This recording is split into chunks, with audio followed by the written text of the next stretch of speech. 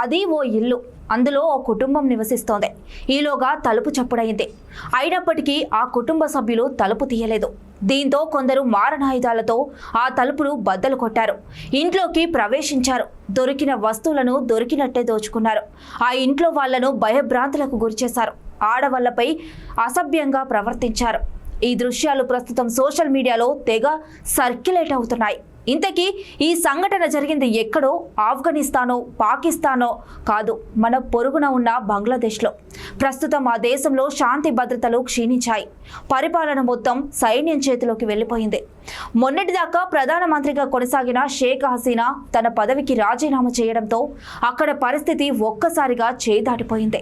రిజర్వేషన్లకు వ్యతిరేకంగా నిరసనలు సాగిస్తున్న వారంతా తమ ఉద్యమాన్ని ఉధృతం చేశారు. ఆందోళనలతో దేశాన్ని అట్టుడికిస్తున్నారు. ప్రభుత్వ ప్రైవేటు భవనాలకు నిప్పు పెడుతున్నారు. క్రికెటర్ల ఇళ్లను కూడా వదలడం లేదు. దీంతో క్రికెటర్లు దేశాన్ని వదిలిపెట్టి వెళ్లిపోయారు. సైన్యం కట్టుదిట్టంగా వ్యవహరిస్తున్నప్పటికీ అక్కడ ఏం జరుగుతుందో ఎవరికీ అంతుపట్టడం లేదు. ఈ పరిస్థితులపై ప్రపంచ దేశాలు ఆందోళన వ్యక్తం చేస్తున్నాయి. మరోవైపు మాజీ ప్రధాని షేక్ హసీనాకు ఇంగ్లాండ్ నుంచి పిలుపు అందలేదు. తనను రాజకీయ శరణార్థిగా ఆమె పేర్కొన్నప్పటికీ ఇంగ్లాండ్ ఇంతవరకు కనికరం చూపలేదు. దీంతో ఆమె భారత్లోనే ఉండిపోవలసి వస్తుంది. బంగ్లాదేశ్లో ఆందోళనకారులు హిందువులను టార్గెట్ చేశారు. వారి ఆస్తులను ధ్వంసం చేస్తున్నారు. ఆలయాలను నాశనం చేస్తున్నారు. ఢాకాకు దగ్గరలో ఉన్న ఓ హిందూ ఆలయంపై అల్లరిమూకలు రెచ్చిపోయాయి.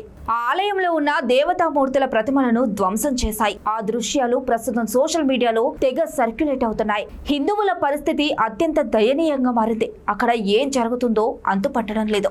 భారత ప్రభుత్వం ఎటువంటి ఇబ్బంది లేదని చెబుతుంది. కానీ అక్కడ జరుగుతున్న పరిస్థితులను చూస్తే భయం వేస్తుంది. అల్లరి మూకలు రెచ్చిపోతున్నాయి. ఆస్తులను ధ్వంసం చేస్తున్నాయి. తాత్కాలిక ప్రభుత్వం హిందువులకు భద్రత కల్పించాలని నెటిజన్లు సోషల్ మీడియా వేదికగా కోరుతున్నారు. All ice and Bangladesh Hindus అనే హ్యాష్ ట్యాగ్ ను సోషల్ మీడియాలో ట్రెండ్ చేస్తున్నారు.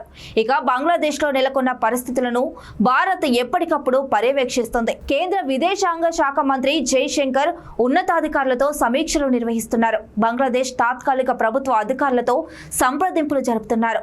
అయితే ఇప్పటి వరకు అక్కడి నుంచి హిందువులను భారత్ తీసుకొచ్చే అవసరం లేదని జైశంకర్ స్పష్టం చేశారు. అక్కడ పరిస్థితులు హిందువులను ఇక్కడ దాకా తీసుకొచ్చే స్థితిలో లేవు. శాంతి భద్రతలు కట్టుతప్పిన మాట వాస్తవమే అయినప్పటికీ మా జాగ్రత్తల్లో మేమున్నామని జైశంకర్ ప్రకటించారు. మరోవైపు సోషల్ మీడియాలో హిందువుల ఆలయంపై జరుగుతున్న దాడులకు సంబంధించిన దృశ్యాలు ఇక్కడి వారితో ఆగ్రహాన్ని కలుగజేస్తున్నాయి. ఆ దృశ్యాలు చూసేందుకు అత్యంత భయానకంగా ఉన్నాయి. కొందరు హిందువులైతే తమను కాపాడాలని వేడుకుంటున్న దృశ్యాలు కలవరపాటుకు గురిచేస్తున్నాయి. ఇక్కడ మేము ఉండలేము, చాలా ఇబ్బంది పడుతున్నాం. అల్లరి మూకలు అలజడులు సృష్టిస్తున్నాయి. ఏ క్షణం ఏం జరుగుతుందో అర్థం కావడం లేదని ఓ హిందూ మహిళ వేడుకుంటున్న దృశ్యం సోషల్ మీడియాలో చర్చనీయాంశంగా మారింది.